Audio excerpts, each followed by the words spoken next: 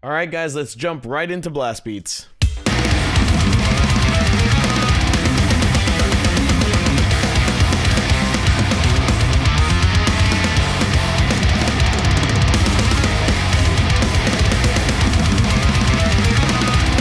All right, so that might seem pretty intimidating, and it shouldn't be, because I'm going to break this down for you right now. Quick disclaimer, I am not an expert on the names of blast beats, so if you're watching and you hear me call a blast beat by the wrong name, I'm sorry. We're going to be judging this off of sound, and that's the most important thing, because blast beats are something that we use for effect. So if you are not familiar with blast beats or how to program them, let's look at mechanically what's going on here. So this is a little demo I've got called Unleash the Ponies, which I'm working on maybe for my solo album. But let's take a look at this. So this, I believe, is called a split blast, right? And if we here, let's take a look at these velocities here. You can see basically what you have to understand here is it's almost like you're doing a roll with your hands. If you were to play this really slowly, and I've actually got this over to the right here where the tempo is a little slower. I've actually got this ramping up over here so that you can hear how that changes with speed. So you're basically alternating between the kick and the snare. It's important to understand what all the limbs are doing here.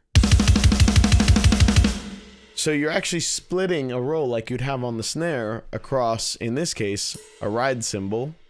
And you know what? To keep it simple, let's just put this all on the ride. So ride and snare. And those are actually, the snare is in between the kick hits, and the ride is on the kick hit. So if you get rid of the snare, right? And then in between, you've got the snare hits. You'll notice that these snare hits are not super loud, and that's because at speed, it's kind of tough to play that. At this speed, you could technically make these louder, right? You could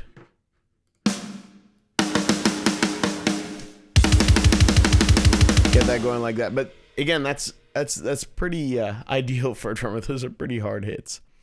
So this is, I believe, called a split blast. And this is one of the more common blast beats. And one of the effects that you want to watch out for with this is that the snare doesn't sort of take over. And I'll show you what I mean. Again, with having the velocity on this kind of lower, like you can see here, if I were to increase the velocity on this, right?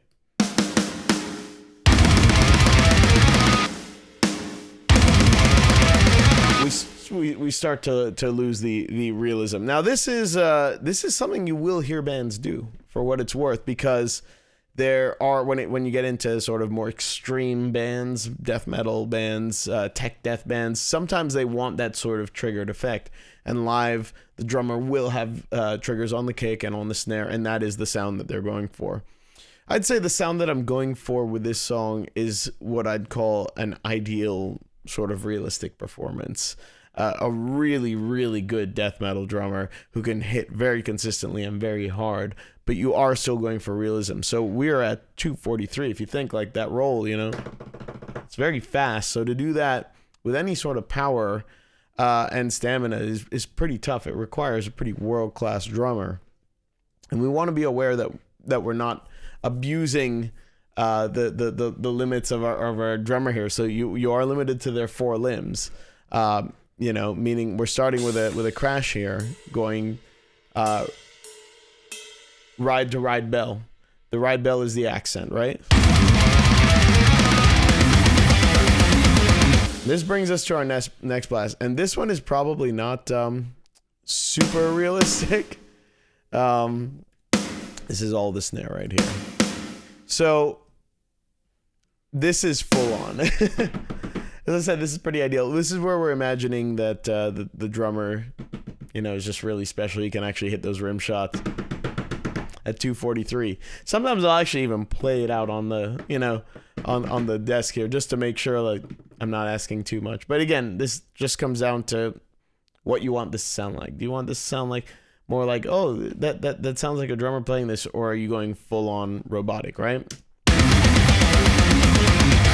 Now this, I believe, is called a bomb blast. Here, everything is actually on that eighth note or 16th note, depending on how you're judging this. I mean, this is technically the eighth note. What, 243. Now, an interesting little tip with these ones. So you could bring the velocity down if you wanted it to be a bit more realistic. Yes, that sounds probably more like what you would expect. I wanted this to really cut through. But you also have the cymbals, and in this case, the hats. So it's pa pa pa pa pa pa pa, like that, right? Now, one little trick that I'm doing here, you'll see that these are not perfectly on. And the reason is because, well, one, a drummer, it'd be impossible for a drummer to hit directly on the grid. I don't care how good you are. And it's actually good that they don't hit exactly on the grid, because if you have these samples, now our samples are set to trigger at the exact same time. I mean, that's how you can have something that's predictable. You don't want it to be slightly off.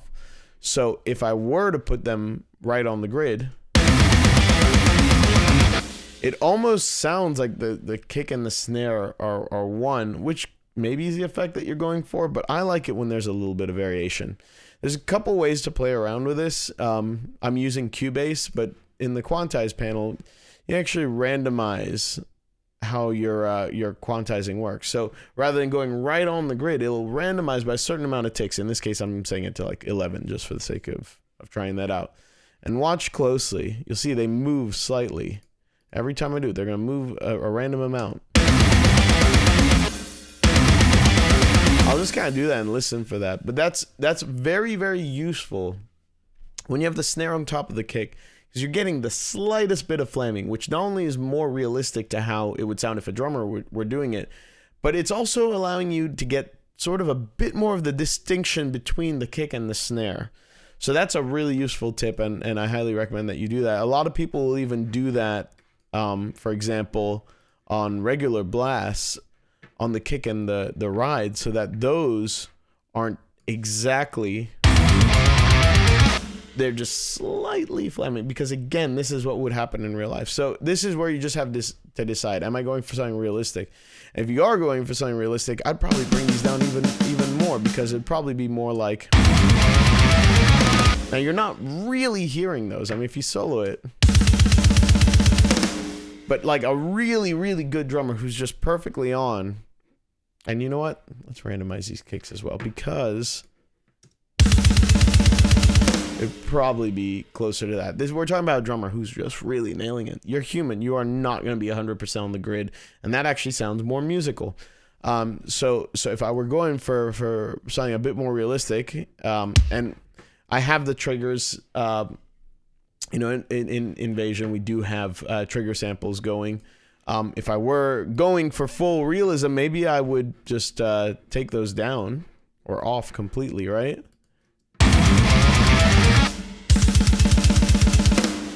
And then we'd end up with something like this. Maybe have a little bit of variation. I have found when looking at drummers that generally there is one kick that's a bit more dominant.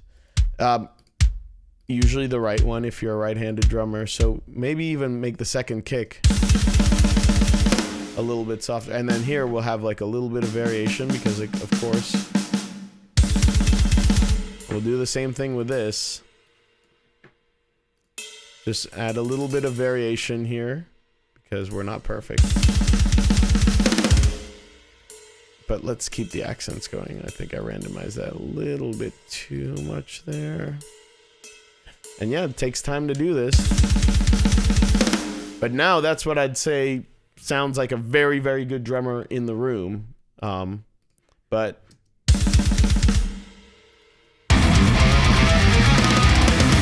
doesn't have quite the impact that I want. So again, this is where my personal choice is, you know what? Let's go full on with these. Let's go full on with these as well. Let's not go absolutely full on with these, but let's make them pretty consistent. Okay, here we're getting into the rim shots. You can hear that? That's not super realistic. There just turned into a center hit. That's a hard center hit. That's about where, you know, when you're playing blast beats on a split blast, generally you are doing the center hit. So that's what I'm aiming for. And maybe slightly less, I don't know. And then we will put the triggers back.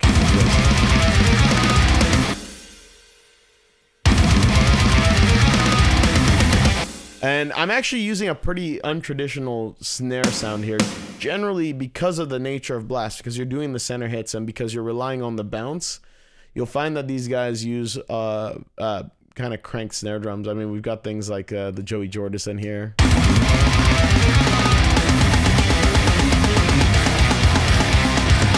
So if you're more into like that traditional, like really fast death metal, that might actually sound pretty familiar. That kind of sound there, and you know you can get a lot of power out of these center hits there. Yeah, I think that sounds kind of funny. I like the aesthetic of this big snare. You know, I've heard bands like Opeth do things like that, where they'll have like blasts with like a really big sounding snare.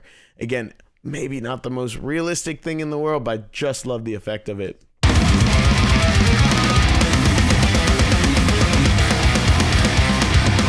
Now let's talk about another kind of blast here, which I like.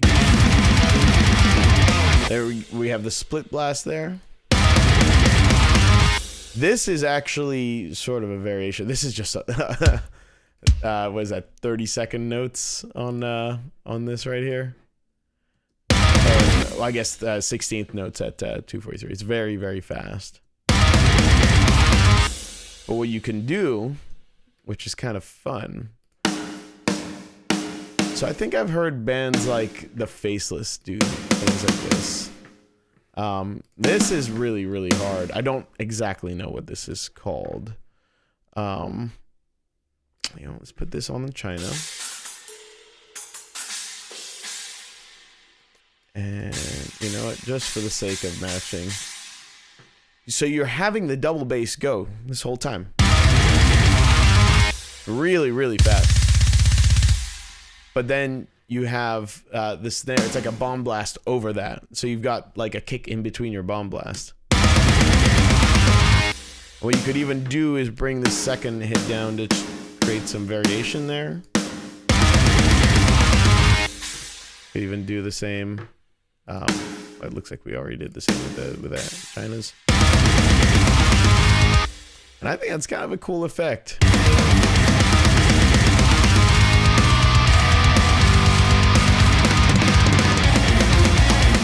And you'll notice these are pretty full-on fills. When you're doing blast beats, this aesthetic, I just like to... We're doing like kind of... oh, we're missing a hit there. Might as well fix that. And one there. Bring this down here. I mean, this is not super realistic. Whatever. Good enough. And that's like a regular thrash beat, which interestingly enough is like a half speed blast beat, because if you were to double the speed on this, you'd get a split blast, technically. Back to the split blast there. And I really like the effect that this has.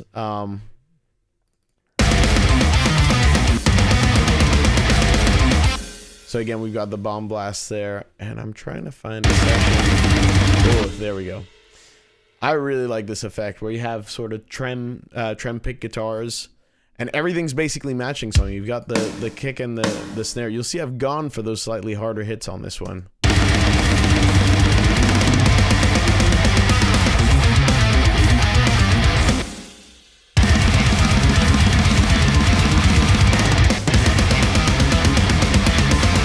Gone for bomb blast there. We could go even more intense. I mean, just listen to how much more intense it gets if you do it. And let's max out the velocity. I usually I kind of set to 105 because realistically with our kits, 105 is pretty hard hit, and anything harder than that is really like Matt just destroying the drums. In fact, it's him hitting so hard that we only get a few hits before he dents the head, so every hit counts. But that's so intense right there, right?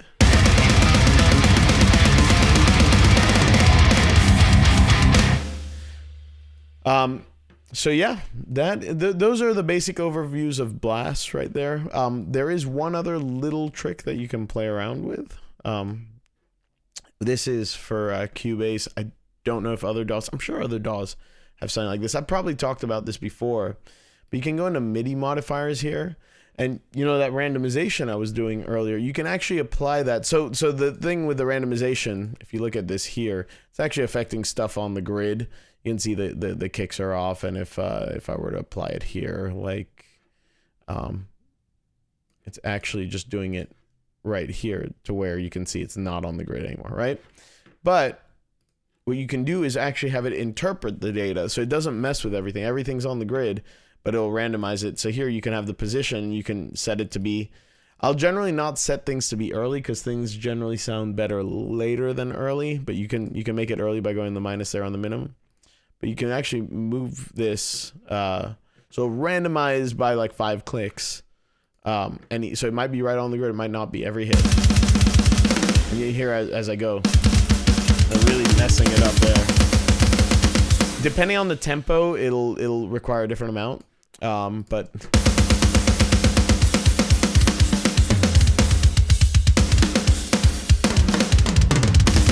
that drummer hasn't practiced.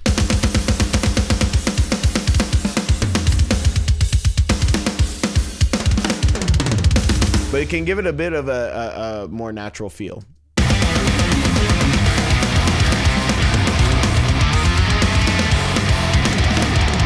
Anyways, between all of these things and all these little tips, I think you can see how I will program and use the different features of the Invasion and just little programming tricks to get the kind of sound that I want.